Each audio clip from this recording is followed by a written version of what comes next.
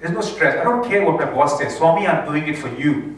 I don't care if my boss is seeing I'm working at 12 o'clock at night or my customer is seeing, no Swami, I'm doing it only for you.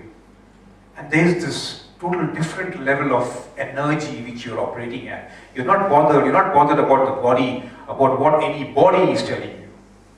Right? There's just that, a different sense of feeling. There's a different power.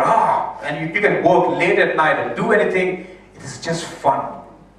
It's just fun because you're doing it for Swami. I remember in sports meet time, like Rajesh and Chandra will acknowledge you that for us it was always about, okay, don't care about the crowd. Just try to make him happy, try to make him smile, focus. And because of that, people did stupendous things, unimaginable things at such short period of time. People were ready to risk their lives. Swami is there, he will take care, I'm just doing it for him. There's this unknown sense of divine energy which engulfs you because you are doing it for divine. I remember once, it was like, when we had this physical access of Bhagwan, sometimes now I think how naive I was. We were actually seated around him, and suddenly I told him in the interview room, a few boys, and I said, Swami, I'm sleeping off. And I used to play a lot. So I play a lot and then come back. So we have study hours between 8 to 9:30. And by 8:30, I'm snoring. Like, I'm so tired, can't take a book and read. I just started and I'm dozing. And it was 12th board, which is like a VCE exam here, and I'm like snoring. By 8:30, people think, oh, what's happening? Like, I'm actually asleep. And I asked Swami, right? Imagine you're asking God such stupid questions. And what did Swami say? He didn't say, okay, I think you need to have coffee, right? That'll really help, and take this, and take that, and take this, eat and that. He just said, do it for me. Don't put focus on yourself, just do it for me. Right? When you really fall in love, right? In your initial stages of love, like, you can do anything for your beloved, right? Crazy thing. You don't care about the good opinion of others because you're just focusing on others. Everyone may call you a monkey or a donkey, but you're so much in love, you just forget everything. That is how he operated. When you were with him, it was just unbelievable. Like, you didn't care what the world talked about you, what they thought about you. You were independent about the good opinion of others because you were not in that body consciousness. Because I am there to please you. I can jump and be a monkey on the wall. People can make fun of me. You are happy, that's fine. And you are yourself. And I am original. I'm not trying to imitate anyone. I'm not trying to copy anyone. I am that divinity who I am. Right? And that was how he inspired us to play the game of life. Another important thing is I was mentioning about the fun part, that particular story, right? It's always fun and frolic around him.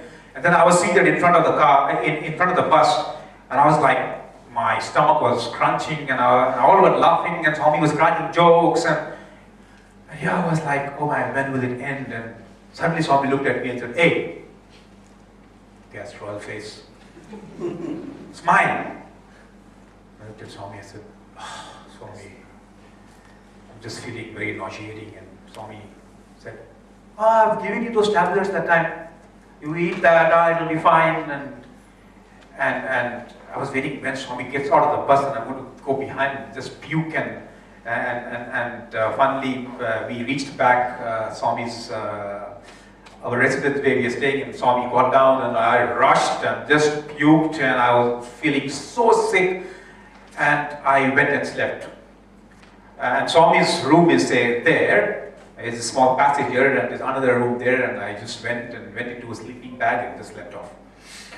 And didn't have lunch or anything, and suddenly, Swami usually comes out at 3:30 in the afternoon, and that day Swami suddenly came out at 2:30. And he just came into that room, and I was like, nicely sleeping. And suddenly all said, Swami came, some guys were shaving, and some guys were in their towels, Swami came, and all ran away, and it was just fun, right? It was just fun. And then Swami came and like there's this freshness about him. And I was sleeping and suddenly I knew that I was in presence of something. I was in presence of something and I suddenly got up and I was like, he said, Swami, he's sick. Huh? What happened? I said, Swami, he's just pregnant. Okay, you know the morning sickness. Swami said, that's pregnancy problems. And everyone laughed and like, I was in a total different energy and he just uttered that word. Wow. He just uttered that word and I was jumping and I was like, oh my God, oh, where did I get this energy from? He just changed my state like this. Like this he changed my state. He just made it frolic. And then he said, oh, you take rest. And he said, okay, we all will go and have some tiffin. And here I am like, how can I ever sleep and Swami is having fun and having tiffin down? And I said, okay, I'll just follow him. And I was sitting, but I was like, I have to go there. And then everyone is in the dining hall and I'm here and I'm waiting. I think, no, forget it. I just actually freshen up and I go. And Swami is standing in the edge of the dining hall and all the boys are inside. And suddenly Swami sees me. Hey, what happened? What happened? All good? Pregnancy over? And I just laughed and smiled. And he says, he called the boy. He said, oh, this boy is not well. And like a mother, like I am the most important person in the world for him.